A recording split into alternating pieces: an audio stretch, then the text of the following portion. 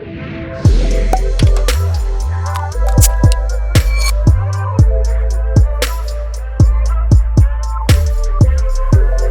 guys, it's Jay from Savvy Mamas. Welcome to my channel. Go ahead and like and subscribe to this video so that you can stay tuned for more. Today I want to tell you a quick story about something that happened in my life that really gave me a perspective of how God can turn around the worst of the worst situation and bring us out of it and put us out on top. So I just want to start with a little scripture for you. Isaiah 25:8. The sovereign Lord will wipe away the tears from all faces. He will remove his people's disgrace from all the earth. The Lord has spoken. In that day they will say, surely this is our God. We trusted him and he saved us. This is the Lord. We trusted in him. Let us rejoice and be glad in his salvation. So when I was a senior in high school, I believe it was about in 2010, so almost 10 years ago, obviously I was still living with my mother and my brother, and my mom and my brother, we all lived in the same house, and my brother had a group of friends that he was always connecting with in high school, and then one of his friends, who was also in one of my classes, a few months prior had just kind of stopped coming to school. Just didn't think anything of it. Maybe he moved. It wasn't like a close friend. It was just kind of a buddy of mine. And I don't know to the extent of how my brother knew him. But my brother and I had gone to Circle K and we were driving back home. It was about 8 o'clock at night. It was dark. We pulled the car into the driveway, and underneath my mom's car, we saw shoes.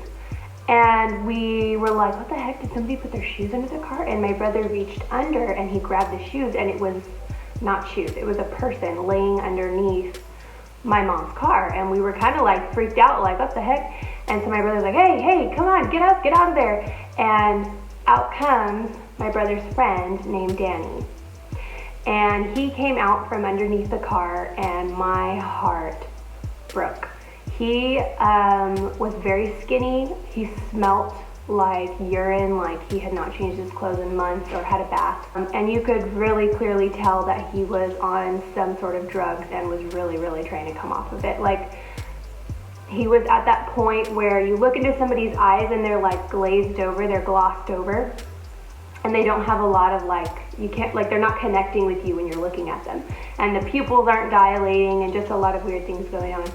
And my brother, quickly ran inside to my mom and said, Mom, my friend's here. He was asleep under the car. Like, can we bring him in? Because there's nowhere else, I don't even know if he knows where he is. Is there anywhere for him to go?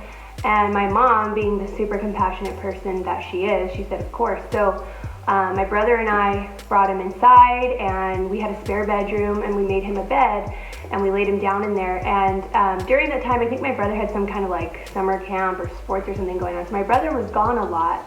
And then my mom's a nurse, so she worked a lot, and I was just kind of home. And so he hardly ever left the room. I had never experienced before like somebody coming down off of drugs like that. He hardly said any words.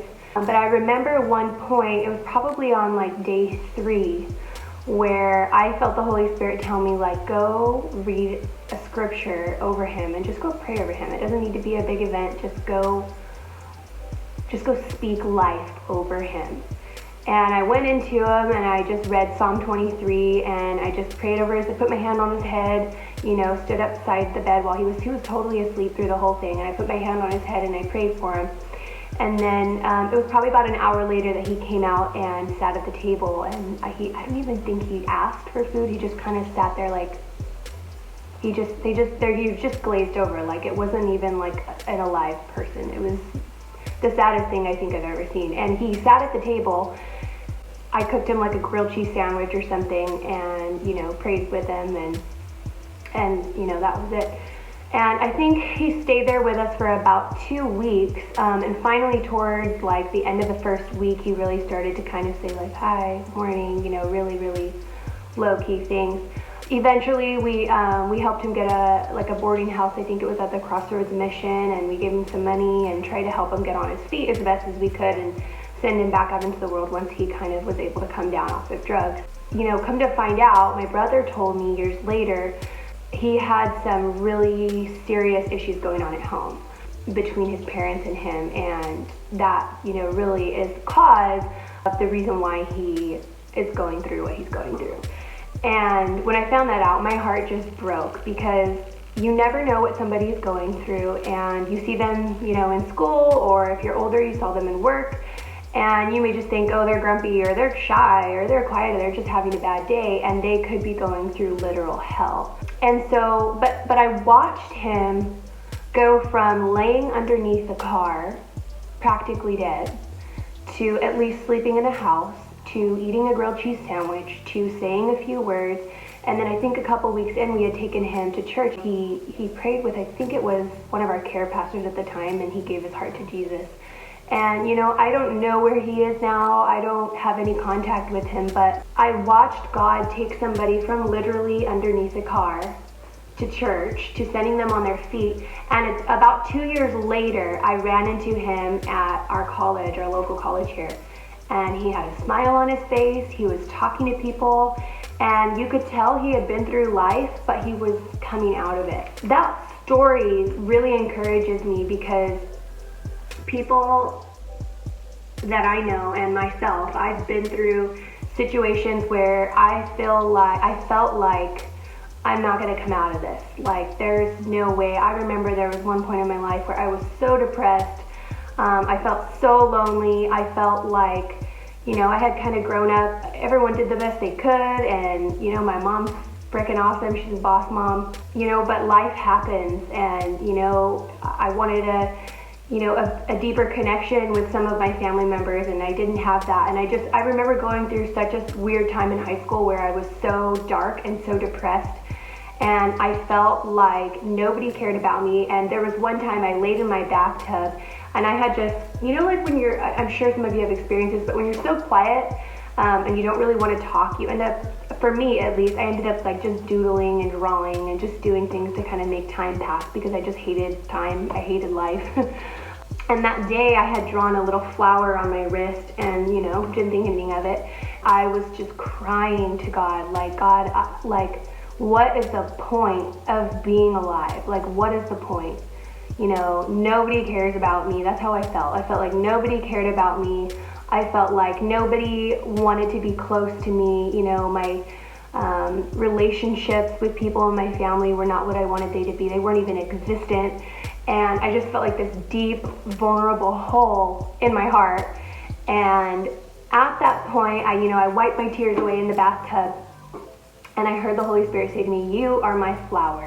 And I looked down, and there's that little flower on my wrist, and I just began to cry like a sweet cry to Jesus, because I felt like for the first time in my life, oh my gosh, God is my Father. It doesn't matter who's rejected me. It doesn't matter whether the relationships in my family are as strong as I wish they would be.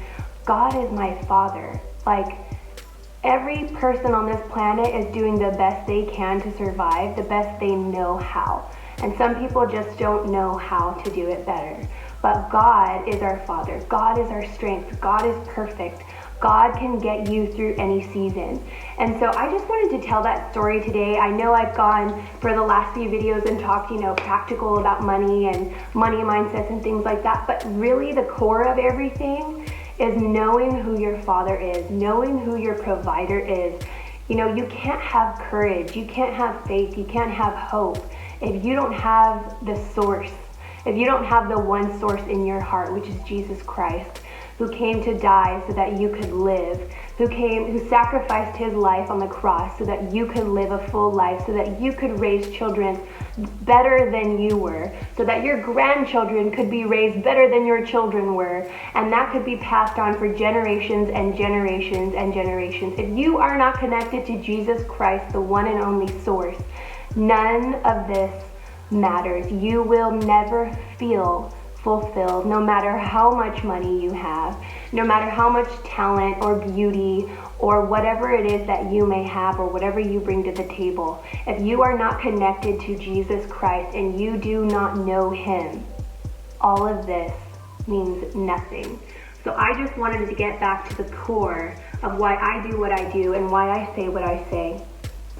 And to remind you that if you do believe in Jesus, maybe you're at a point in your life where you are like Danny and you're laying under the car in life and you have just given up, and your last attempt at life is to find shelter and hope that someone loves you and hope that someone finds you. And I want you to know tonight that you have been found and you are loved, and Jesus sees you and he sees your feet sticking out from underneath the car in your last desperate attempt to survive, and he is going to get you through it. I just want to leave you with that, and I hope that blesses you. And I just want to remind you, like I said in my previous, one of my previous videos, you are not your feelings. You can feel. Just a few minutes ago, I was walking around and I just felt like the enemy spoke in my mind, like, why are you making these videos? Why are you trying to tell people your story? You're not that good. You haven't achieved that much. You aren't as close to Jesus as you could be. And I sat there for about 5 minutes and really let it hit me and kind of let it make me feel bad. And then I said, nope, I'm gonna get up, I'm gonna put my makeup on and brush my hair and get in front of that camera and tell people the hope that I need to hear, because I know all of you need to hear it too, especially right now with everything going on in our world. 2020 has been by far the craziest year. Even if your own home is calm, all you have to do is turn on the TV or social media for less than 30 seconds and you will feel the negativity and the weight of the world on your shoulders. So I wanted to encourage you guys tonight, because I'm here to spread wealth, wisdom, and happiness. And tonight, I wanted to remind you that the joy of the Lord is your strength. And if you don't know Jesus, please know that no matter what you have done, no matter who you are, no matter where you've been, no matter if you are cracked out, ready to die, you have been beat and abused physically, mentally, spiritually, sexually, all of it, and you are at your last leg, laying underneath a vehicle with your feet sticking out, Jesus sees you. I see you. You are loved. You have hope. Be encouraged. Write down those goals you have and let your life flow and grow through the power of Jesus Christ. Love you guys. God bless you, and keep your head